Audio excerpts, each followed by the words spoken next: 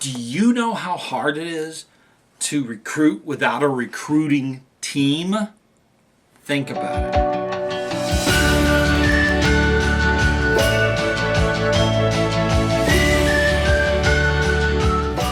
Hey, ScouterStan.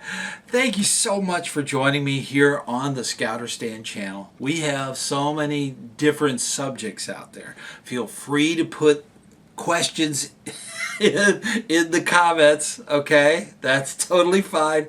Please use the scout oath. Same rules apply. So I will reply to every one of them. But I want to talk a little bit about a recruitment team. Now, earlier, I think it was last season, I put out a video about a team that does advancement. Okay, advancement can be just as overwhelming as recruitment. So I'm going to put the link up, not right now, later. Okay, I'm going to put the link up there. You can go there at the end. Okay, it'll be up there the rest of the video, but that's the one for advancement team. It's very similar. Now, the reason that you put advancement team together, in case it's not obvious, let me spell it out. You're recruiting all the time. There is no such thing as a recruiting season. So keep that in mind. You need a group of scouters, adult leaders, or parents that are going to work together, a group. Now we're talking 4 or 5 people that's going to work on recruiting. And this is all the time. This team is critical to the flow and health of your unit.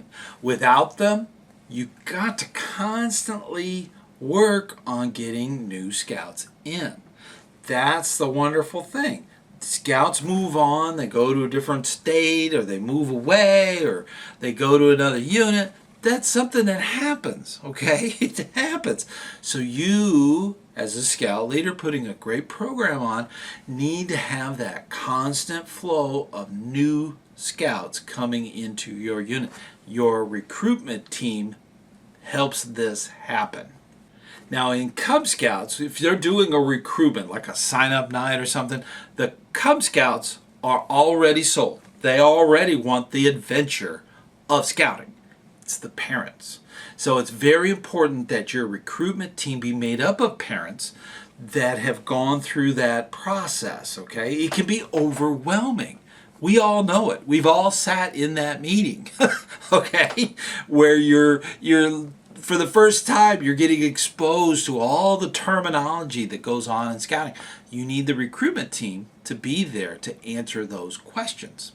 Now, typically in that situation, you have your upper leadership, usually your committee chair and your Cubmaster and Den Leaders are there.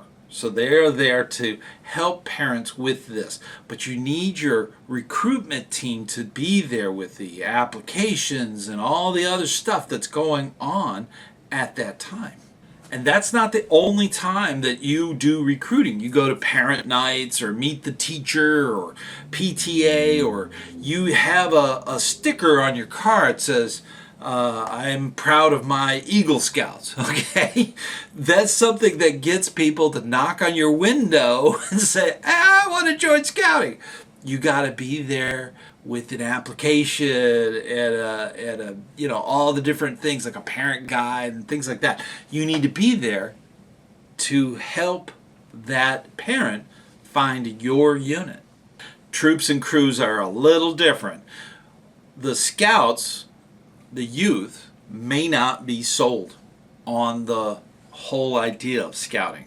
So you need to go in with youth as part of your recruitment team. They need to go in and says, I was in the same situation you were, and I have achieved, and I've done things, and I've gone camping, and I've gone to the firing range, and I know how to shoot a bow and arrow, and I can climb, and I've done things. Okay, so that's what the youth that are there that need to be clinch the deal. You need the youth there to tell them what they've experienced. Now, parents, they come later, okay? whatever youth is joining your troop or your crew, they are going to need transportation, okay? And that is one of the things that once they go, you as a recruitment member need to get with the parents and say, don't just drop your scout off. Please come in. Sit in on a committee meeting. Sit in on some kind of advancement thing. There are tons of things they can do. They don't have to be what we call scout facing. They could be backstage. So that's a big part of that recruiting message. Again, I'm going to put that link up there. Okay. So don't go there now. Go there later. Okay, go at the end. All right. But that is one of those things. You don't have to be scout facing. And that's the wonderful thing. And of course, they got to do the PT, the YPT and all that stuff. They got to do that. That's important. So keep that all in mind when you're doing recruiting. One other thing that troops do that packs don't, or don't even really think about, troops receive Cub Scouts. They actually cross over. They do a crossover ceremony. And that's something that comes along down the road. I'll do another episode, not right away, okay? But that's something that the recruitment team needs to be available for. Going to that Cub Scout crossover to receive new scouts into their troop. That's super important. You need that crossover traffic. And having a recruitment team, a group of people that you can count on to do that is critical to the health of your unit. Now, I know you put a lot of time in, you do a lot of work, but this is one of those things that just kind of gets missed, okay? So we don't want to mess this up.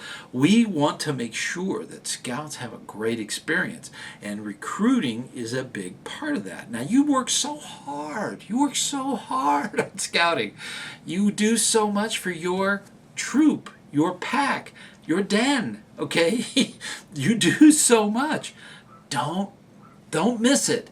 You want to make sure you have a good recruitment team to help scouts, the youth of America, come into your unit and have a good experience. That's what's the wonderful thing about scouting, as we know.